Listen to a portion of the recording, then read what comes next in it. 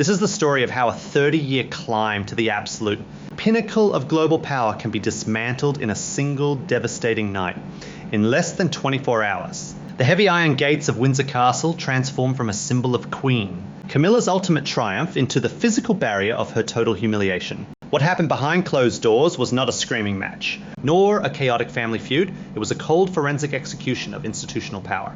When a royal motorcade is quietly denied entry at midnight, and the security codes are wiped without warning, it is never an accident.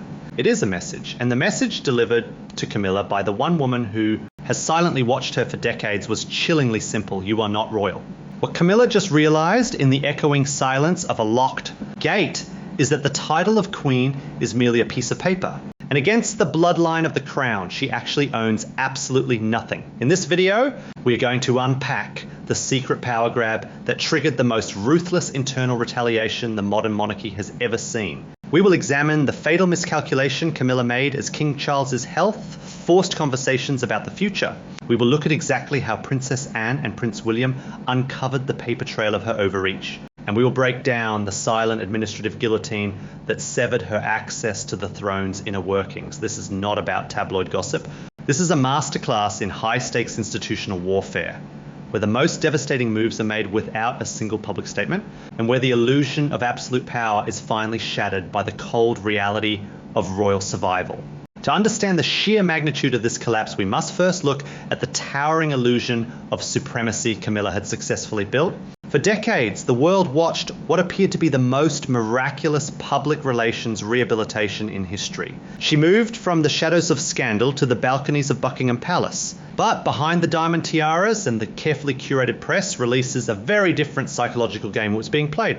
Camilla did not just want to be accepted, she needed to be untouchable. Over the years, we witnessed the systematic quiet erasure of Princess Diana's legacy. It was in the subtle rewriting of history, the gradual replacement of loyal courtiers with her own allies, and the aggressive push to elevate her non-royal children into the periphery of the crown's inner circle. She operated on a singular, unwavering belief that because she controlled the heart and mind of King Charles, she inherently controlled the institution of the monarchy, and for a long time, that illusion held firm. She navigated the transition of power with a staggering level of confidence. She assumed the title of queen, not as a borrowed honor, but as a weapon of executive authority.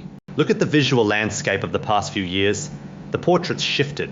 The protocol was quietly adjusted to force senior royals, even those of the bloodline, to bend to her presence. Camilla built an empire of influence, surrounded by an echo chamber of advisors who convinced her that the public had forgotten the past and that the crown was finally hers to mold. She believed she had outlasted her critics. She believed she had won. But what she failed to understand is that the institution of the British Monarchy is an ancient living organism. It does not forget, it simply waits. The trigger for this unprecedented internal war was not a personal insult, but a staggering overstep of administrative boundaries.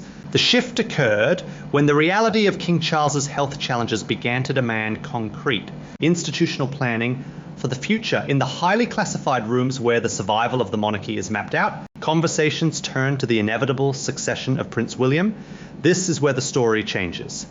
For Camilla, the prospect of a transition of power was not just a matter of losing her husband. It was an existential threat to her entire meticulously constructed empire.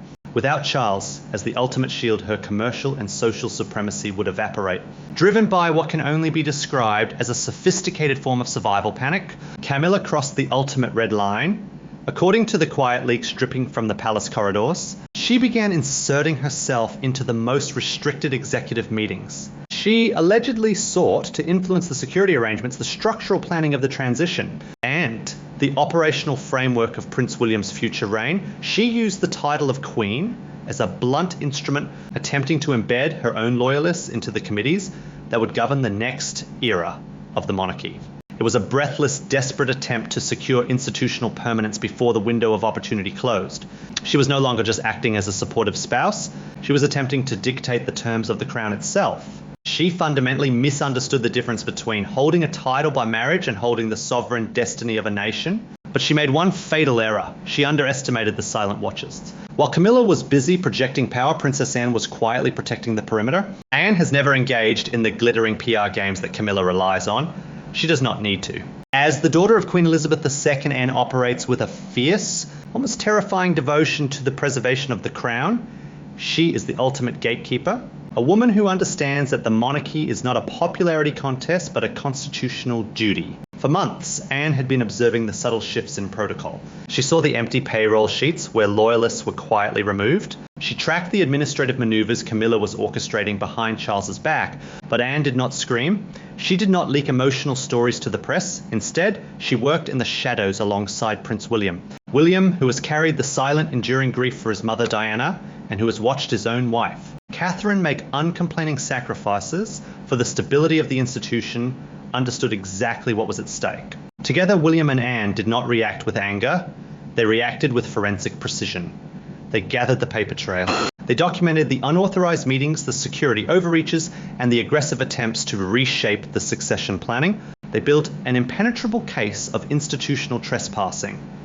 They knew that to stop Camilla, they could not appeal to Charles's emotions. They had to use the one thing the king reveres more than anything else, the survival of the crown. The execution of their retaliation was a masterpiece of aristocratic ruthlessness. It was not broadcast on television. It was delivered through the cold, unyielding machinery of palace protocol. Confronted with undeniable evidence that the integrity of the succession was being compromised, King Charles was backed into an impossible corner. He was forced to sign a highly classified internal directive, a document granting Princess Anne temporary absolute authority over the internal operations and security structures of the royal estates. And then the trap snapped shut. It happened with breathtaking speed.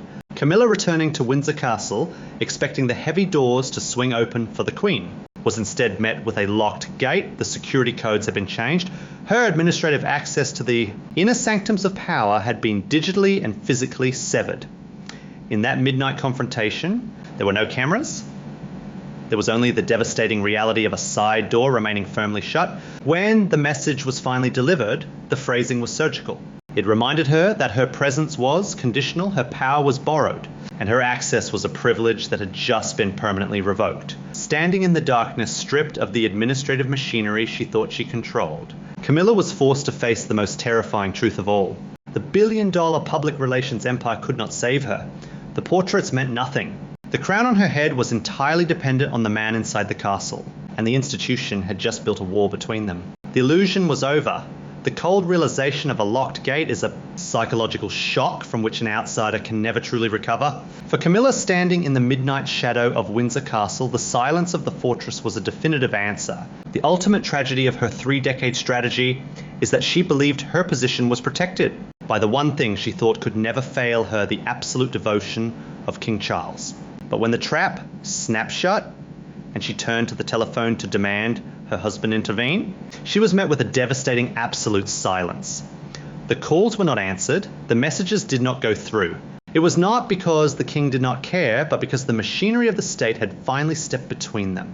In the grand calculation of royal survival, a reigning monarch must always choose the continuity of the bloodline over the ambitions of a consort. Charles, facing his own profound vulnerabilities, had to concede to the institutional reality presented to him by Princess Anne and Prince William.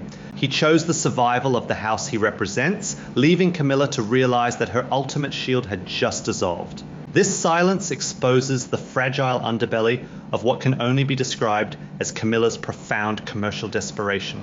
To the outside world, she wears the crown jewels and commands the respect of the state. But the cold economic reality of the British monarchy is that she owns absolutely nothing. She holds no independent royal wealth. The vast estates, the historic palaces, and the multi-billion-dollar land portfolios do not belong to her, nor will they ever. Sandringham and Balmoral are tied directly to the sovereign lineage. More importantly, the immense financial engine of the Duchy of Cornwall, which funds the future of the family, is under the absolute undisputed control of Prince William. The moment King Charles is no longer on the throne, Camilla's institutional currency drops to zero. She becomes a dowager queen, entirely dependent on the financial grace and favour of King William V. Her frantic attempts to secure titles, finances, and influence for her non-royal children were not born out of a position of strength, but out of a desperate awareness that her time at the top is strictly finite. What we are witnessing is the rapid, irreversible blueprint of the new order. The institution is already pivoting toward the future, systematically restoring the legacies that Camilla spent decades trying to obscure. While the world watches Princess Catherine navigate her own path with quiet dignity and uncomplaining sacrifice, The administrative machinery behind the scenes is already preparing for her inevitable coronation.